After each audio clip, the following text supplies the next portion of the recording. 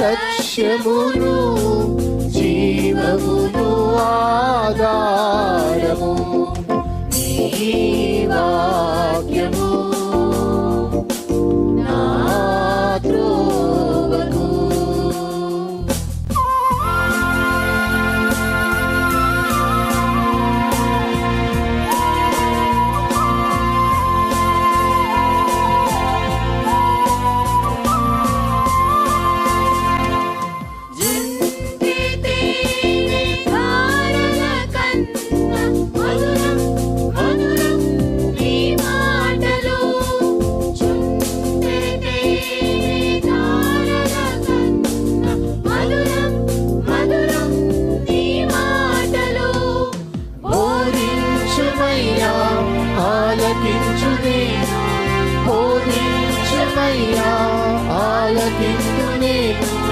అనుసరింతునయ్యా ఆత్మశక్తితో, అనుసరింతునయ్యా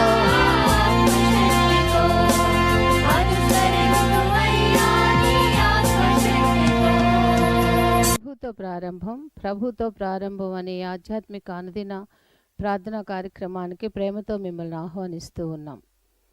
మన జీవితానికి ఆదియు ఆధారమునైనటువంటి ఆ దేవుణ్ణి మొదట మరణించుకున్నట్లయితే ఆ దినమంతయు ఆయన కృపాక్షేమములే మన వెంట వచ్చును. మొదట అవేకునే లేవగానే మరి నీతిసూరుడైనటువంటి ఆయనని చూద్దాం, ఆయన మనలనైన స్వరాన్ని మనం విందాం. మన జీవిత కాలం అంతయు ఆయన ఆశీర్వాదములు దీవెనలు మన మీద కుమ్మరించును. యెషయి 65:24 మనం చూసినట్లయితే వారికి ఈలాగున జరుగును, వారు వేడుకొనుక మునుపు నేను ఉత్తరం ఇచ్చేదను, వారి మనవి చేయుచుండగా నేను ఆలకించెదను. మనవి చేయుచుండగానే ఆయన మన మనవిని ఆలకిస్తున్నాడు. కాబట్టి మరి ప్రతి దినము కూడా ఈ యొక్క అనుదిన ఆధ్యాత్మిక కార్యక్రమంలో మనం పాల్గొన్నట్లయితే మన జీవిత కాలం అంతయు కూడా ఆయన మేలులను మనం పొందుకోగలం, ఆ నిత్యరాజ్యంలో వారసులుగా మనము జీవించగలం. రండి, ప్రభుతో ప్రారంభం కార్యక్రమంలో పాల్గొనండి, ఆత్మీయ మేలులు పొందండి. దేవుడు మిమ్మల్ని దీవించును. క్రీస్తునందు ప్రియమైన దేవుని బిడ్డలారా, మరి కొన్ని పరిస్థితులను బట్టి డైలీ డివోషన్స్ ప్రభుత్వ ప్రారంభం అనే కార్యక్రమాన్ని 25వ కీర్తన ఆధారంగా కొనసాగించలేకపోతున్నాం. మీకు తెలుసు, గత వారం నుంచి ఈ చికెన్ గున్యా జ్వరం వల్ల సిక్ అయ్యాను. ప్రయత్నం చేశాను కానీ నా వల్ల కావడం లేదు. కాబట్టి కొన్ని పాతవి రిపీట్ చేస్తున్నాం. దయచేసి మన్నించి అంగీకరిస్తారని, అదే రీతిగా మా గురించి ప్రార్థిస్తారని విశ్వసిస్తూ మరి డైలీ డివోషన్స్ కంటిన్యూ చేయాలని మనవి చేస్తున్నాను. God bless you all.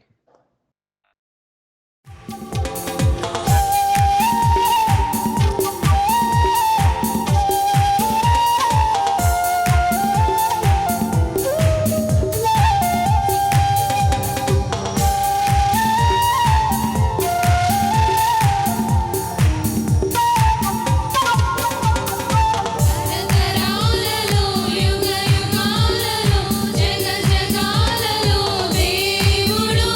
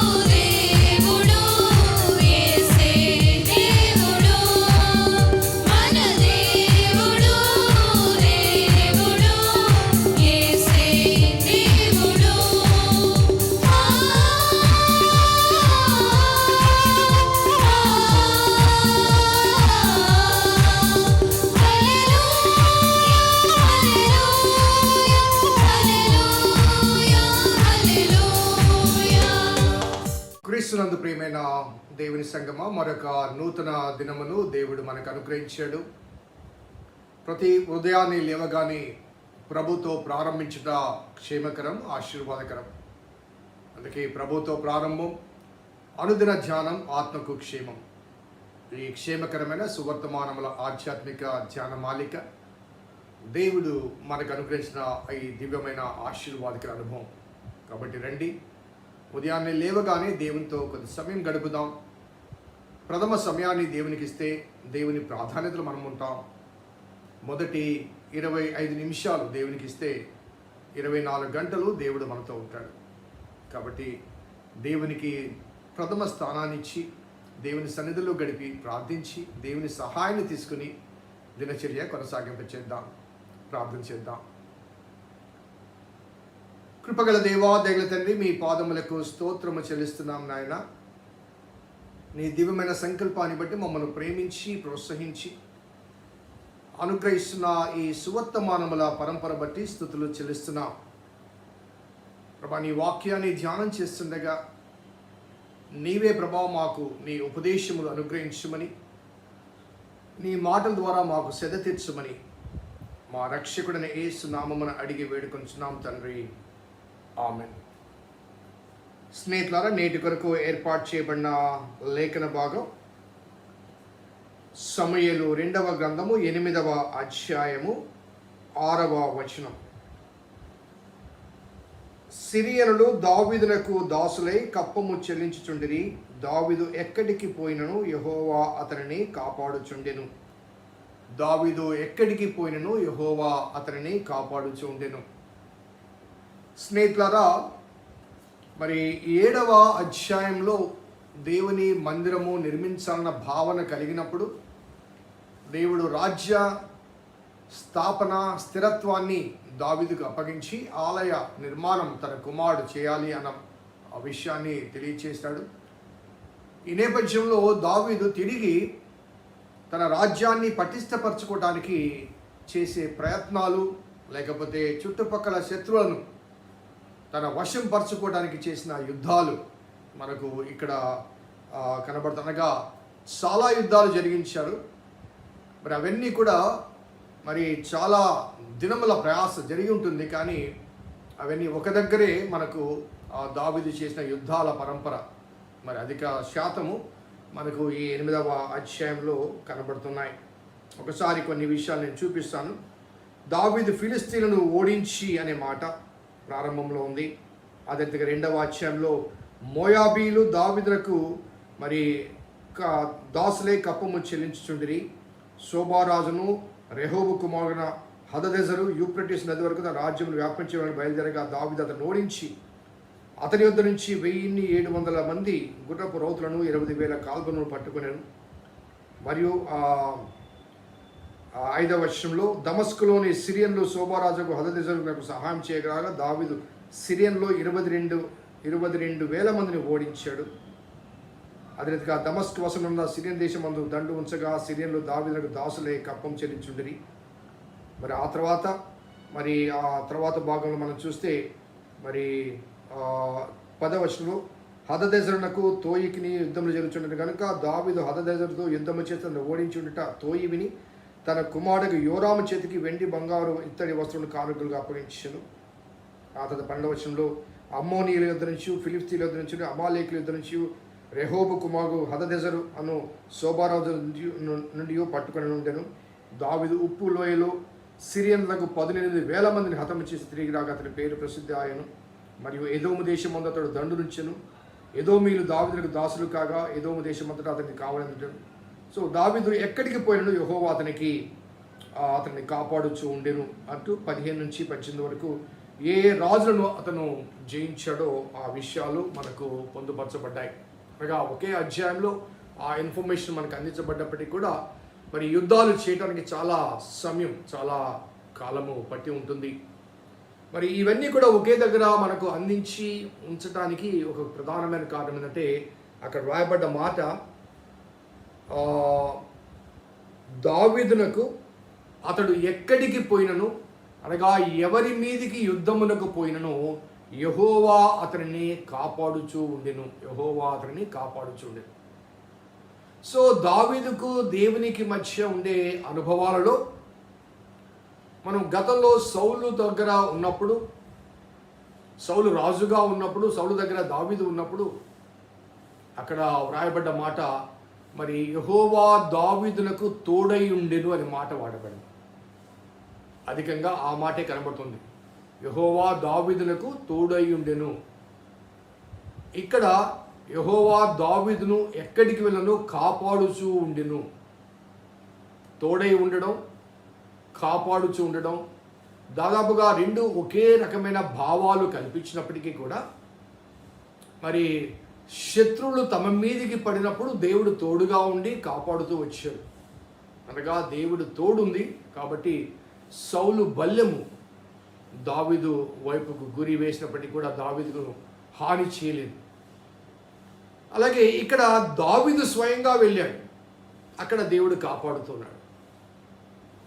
అనగా భావాలు వేరైనప్పటికీ పదాలు రెండుగా ఉపయోగించబడ్డాయి కాబట్టి మొదటి పదమేమో దావీదు మీదికి వచ్చిన శత్రువులకు దేవుడు తోడు, శత్రువుల నుంచి దావీదుకు దేవుడు తోడుగా ఉన్నాడని, ఇక్కడ దావీదు వెళ్ళిన చోట దేవుడు కాపాడుతూ ఉన్నాడని మనము ఆ వేరు పదాలు ఉపయోగించాలని భావించడానికి అవకాశం. సో ఈ సందర్భంలో ఒక మాట నేను జ్ఞాపకం చేయాలి. అదేంటంటే, అన్ని యుద్ధాలకు వెళ్ళినప్పుడు, అనగా రాజ్యం ఇంకా పటిష్ఠించబడలేదు, ఇంకా శత్రుల సంఖ్య అధికంగా ఉంది, అనేక ప్రాంతాలు చుట్టుపక్కల దేశాలని శత్రువులుగా ఉన్నారు, దండెత్తి వస్తున్నారు. వారి దగ్గర సంఖ్యాబలం కానీ లేకపోతే సైనిక బలం కానీ మనం గమనిస్తే ఇక్కడ ఉప్పులోయలో సిరియన్లు 18,000 మంది హతమయ్యారు. 18,000 మంది హతమయ్యారంటే వారి దగ్గర ఎంతమంది ఉండి ఉండవచ్చు. ఆ రీతిగా కొన్ని వేల మంది సైన్యం, ఆ రోజుల్లో 1000 మంది సైన్యం అంటే చాలా అధికం. అన్ని 1000 మంది సైన్యం దావీదునికి మీదకి వస్తుండగా దేవుడు కాపాడుతూ వచ్చాడు. సో దేవుడు దావీదునకు తోడుగా ఉన్నాడనియు, అలాగే దేవుడు దావీదును కాపాడుతున్నాడనియు, మరి ఈ రెండు మాటలు వినియోగించడం, ఉపయోగించడం తద్వారా దావీదు జీవితంలో దేవుడు ఎంతగా శ్రద్ధ కలిగి ఉన్నాడో మనం గమనించవచ్చు. సో దేవుని కాపరత్వాన్ని స్వయంగా అనుభవించిన వ్యక్తిత్వం లేకపోతే వ్యక్తి దావీదు. అందుకే నేను దావీదు 23వ కీర్తనలో చాలా స్పష్టంగా రాస్తాడు, యెహోవా నా కాపరి, నాకు లేమి కలగదు. ఏ సమయంలో ఉన్నప్పటికీ, ఏ సందర్భంలో ఉన్నప్పటికీ, ఏ స్థితిలో ఉన్నప్పటికీ, ఏ సమస్య ఉన్నప్పటికీ, ఎటువంటి కష్టాలు ఉన్నప్పటికీ కూడా, the similar experience he had when he was in the wilderness. అడవిలో పశువులు కాచుకుంటున్నప్పుడు, గొర్రెలు కాచుకుంటున్నప్పుడు దావీదు స్వయంగా సౌలుతో చెప్పిన మాట, ఆ గొలియాతు ఆ సంఘటన నేపథ్యంలో, నేను సింహాన్ని చీల్చాను, అడవి మృగాలను చీల్చివేశాను. ఈ గొలియాతు ఎంతటి వాడు, మరి బాలుడైన దావీదు అటువంటి క్రూర మృగాలను సంహరించగలిగాడంటే దానికి కారణం దేవుడు అతనికి తోడుగా ఉండబట్టే కదా. అలాగే రాజరిక వ్యవస్థలో సౌలు రాజుగా ఉన్నాడు, సైన్యం అతని చుట్టూ ఉంది, దావీదు ఒంటరిగా ఉన్నాడు. సో అక్కడి నుంచి తప్పించబడడం అంత సామాన్యమైన విషయం కాదు. రాజమందిరంలో రాజుగారు కూర్చొని ఉంటే చుట్టూ సైనికులు ఉంటారు. రాజుగారు స్వయంగా దావీదు మీదకి బల్లెం వేస్తే చుట్టూ సైనికులు సైలెంట్గా ఉంటారా చెప్పండి. సో దేవుడు అతనికి తోడై ఉన్నాడు అనే వాస్తవం మాట ఏంటంటే, దేవుడు అతన్ని కాపాడాడు. సో కాబట్టి దేవుని చేత ప్రేమించబడిన విశ్వాసుల జీవితంలో దేవుని మాటకు విధేయత వ్యక్తపరిచి ఆయన ఆజ్ఞకు లోబడి ఆయన చేయదగిన రీతిగా మనల్ని మనము సమర్పించుకున్నప్పుడు దేవుని భద్రతలో, దేవుని బాధ్యతలో మనం ఉంటాం. దేవుని భద్రతలో, దేవుని బాధ్యతలో మనం ఉంటాం. ఎందుకంటే మనల్ని కాపాడే బాధ్యత ఆయనది. ఎందుకంటే ఆయనకు మనము సమర్పించబడ్డాము కాబట్టి. ఆయనకు సమర్పించబడ్డాం కాబట్టి మనకు ఏమీ కావాలన్నా అందించే బాధ్యత కూడా ఆయన భద్రతలో ఉంటాం, ఆయన బాధ్యతలో ఉంటాం. ఏ శ్రమ కలిగినా కానీ ఆయనే మనకు ఆధారం. ఆపత్కాలంలో నమ్ముకొనదగిన సహాయకుడు అంటాడు. నీ ప్రక్కన 1000 మందిను, నీ కుడి ప్రక్కన 10,000 మంది కూలను అపాయముని ఎద్దుకు రాదు అంటాడు. సో ఎటువంటి భయంకరమైన స్థితిగతులు నిన్ను నన్ను ఆవరించినప్పటికీ కూడా ఆయన కాపరిగా ఉంటే, ఆయన కాపాడుతూ ఉంటే, ఈ లోకములోని ఏ శక్తి కూడా నీకు నాకు హాని కలిగించదు. హాని కలిగించే పరిస్థితులు ఉన్నాయి, కానీ కలిగించబడకుండా దేవుడు మనల్ని కాపాడతాడు. అది దేవుని యొక్క శక్తి. అందుకే యెహోవా నా కాపరి అనే ఆ కీర్తనలో మరి పచ్చిక బయళ్ళు అంటాడు, శాంతికరమైన జలాలతో పాటుగా గాఢాంధకారం కూడా ఉంది. గాఢాంధకారం కూడా ఉంది. లేదు అని చెప్పలేదు, సమస్యలు లేవని చెప్పడం లేదు, కష్టాలు లేవని చెప్పలేదు, కానీ ఆ గాఢాంధకార అనుభవాల్లో కూడా దేవుడు నాకు తోడుగా ఉన్నాడు అన్న ఆ ధైర్యాన్ని దావీదు కలిగి ఉన్నటువంటి కారణం అంటే దావీదు యొక్క జీవిత సాదృశ్యాలు, సాక్ష్యాలు, అనుభవాలు. నా శత్రువుల ఎదుట నీవు నాకు భోజనం సిద్ధపరచదు అంటాడు. గాతు దేశానికి వెళ్ళాడు కదండి. గాతు దేశం ఎవరిది? గొల్యాతుకు సంబంధించింది. తమ వీరుణ్ణి చంపిన ఆ దేశానికి వెళ్ళి ఆ రాజు దగ్గర ఆశ్రయం పొంది, ఆ రాజుకు నమ్మకస్తుడిగా ఉండి, ఆ రాజు చేత గొప్ప సాక్ష్యాన్ని పొందాడు. నా శత్రువుల దగ్గర నీవు నాకు భోజనం సిద్ధపరచదు. అదే రీతిగా చిరకాలము నేను బ్రతుకు దినములన్నీ కృపాక్షేమములే నా వెంటవచ్చు. నేను బ్రతుకు దినములన్నీ కృపాక్షేమములే నా వెంటవచ్చును. చిరకాలము యెహోవా మందిరంలో నేను నివాసం చేశాను. So that should be our faith and experience.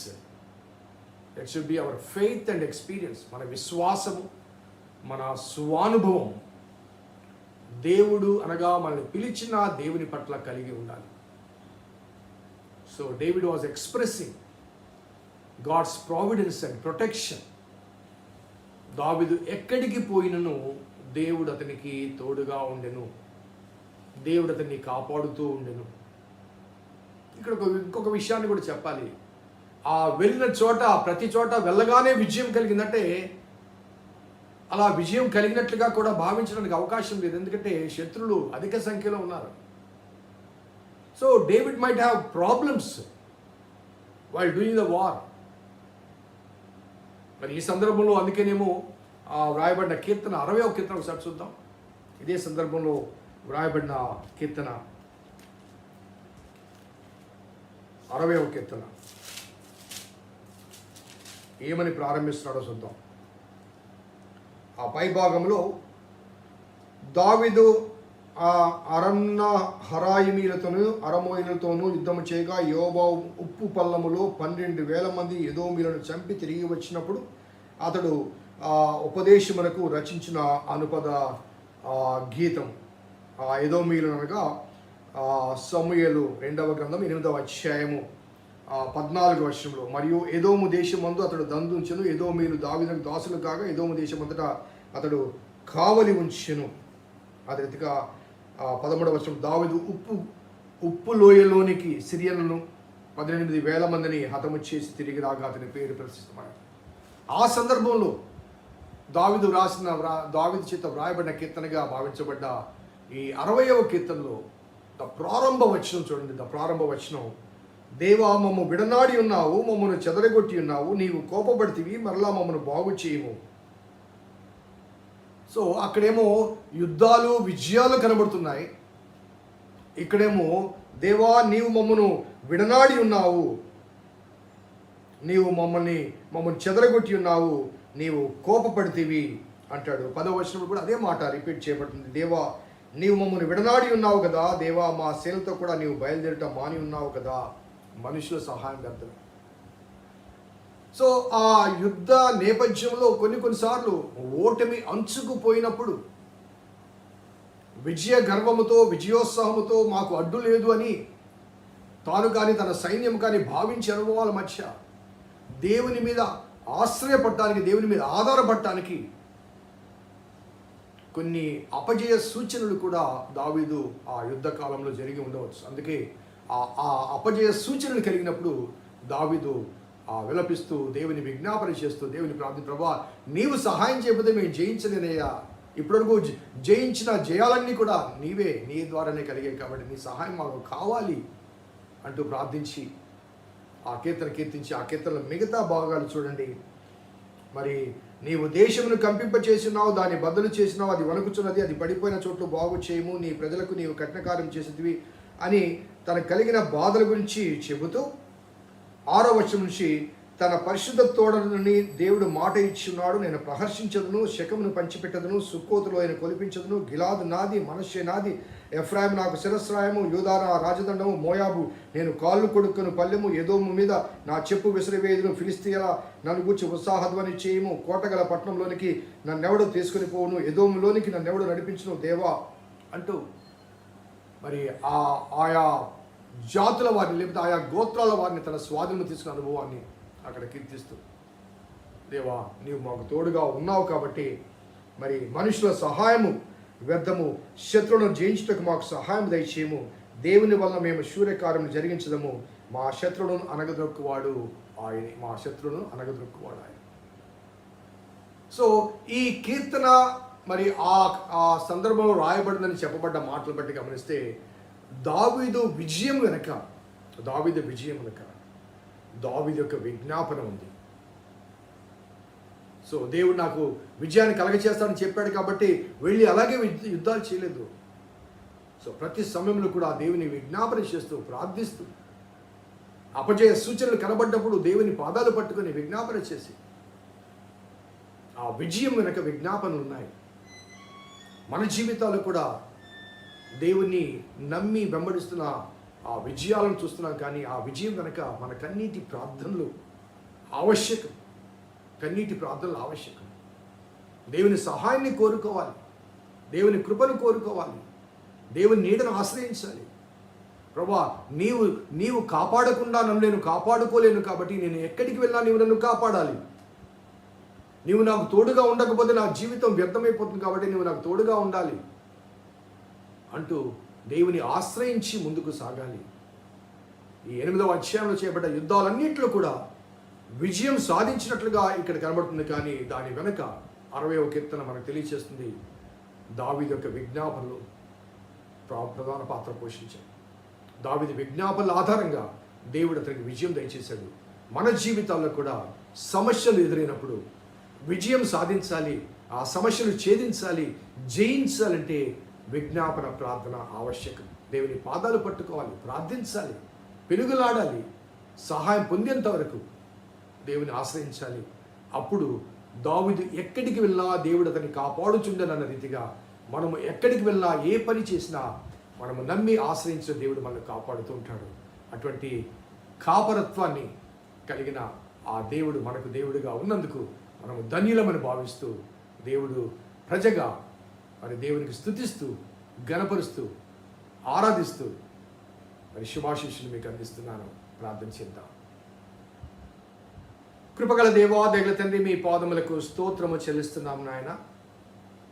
నీ దివ్యమైన ఉపదేశములు మేము ధ్యానం చేస్తుండగా నీవే మాకు బోధిస్తున్నావు, మీరు మాకు బోధకుడు కనుక దావీదు విజయం కనుక అతను చేసిన విజ్ఞాపనలు కూడా ఉన్నాయన్న వాస్తవాన్ని గమనించి మా విజయాలకు కూడా విజ్ఞాపనలు ఆధారం అన్న వాస్తవాన్ని గమనించి ఏ సమస్య కలిగినా విజయం పొందాలంటే విజ్ఞాపన అవసరం అన్న వాస్తవాన్ని మేము గుర్తెరిగి తద్వారా నిరంతరము నీ ఎదుట విజ్ఞాపన చేయటకు, నీ ఎదుట ప్రార్థించటకు మీ కృప దయచేయమని మా రక్షకుడైన యేసు నామమున అడిగి వేడుకొంచున్నాం తండ్రి, ఆమేన్. తండ్రి, కుమార పరిశుద్ధాత్మ త్రియేక దేవుని దీవెన ఈ వాక్యం విన్న బిడ్డలకు, వాక్యాభిలాషులకు సదా తోడై ఉండును గాక. ఆమేన్. God bless you. దేవుడు దీవించును గాక.